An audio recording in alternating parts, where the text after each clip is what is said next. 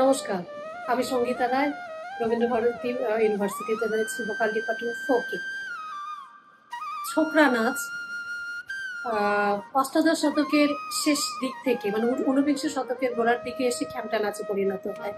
আর খ্যামটা নাচ যখন পরিণত হলো তখন সেটাতে হচ্ছে কাপ উদ্দীপক নাচে পরিণত হলো।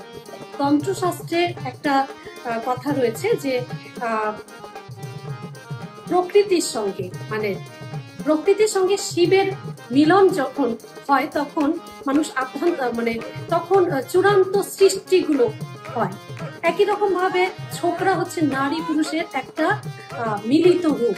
অষ্টাদশ শতকের শেষের আমি যেটা বললাম যে খ্যামটায় পরিণত হয়।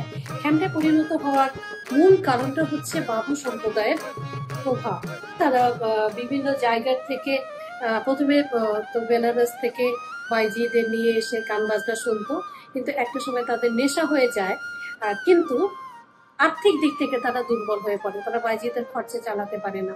তখন তারা কি করে, গ্রামাঞ্চলের মহিলাদের মেয়েদের নিয়ে আসে যারা লোকগান করে। এবার এই মেয়েগুলোকে বেনারস ঘরানার বাইজিদের সঙ্গে একসঙ্গে যখন রাখে, যার ফলে কি হয়, দুটো সংস্কৃতির মেল বন্ধন ঘটে। তখন এই যে ঝুমুর, সে ঝুমুরটা হয়ে যায় দরবারি ঝুমুর, মানে ঝুমুর তো লোকসঙ্গীতের মধ্যে ক্লাসিক্যাল দিতে যায়। একই রকম ভাওয়ের মধ্যেও ঢোকে, ভাটিয়ালির মধ্যেও ঢোকে।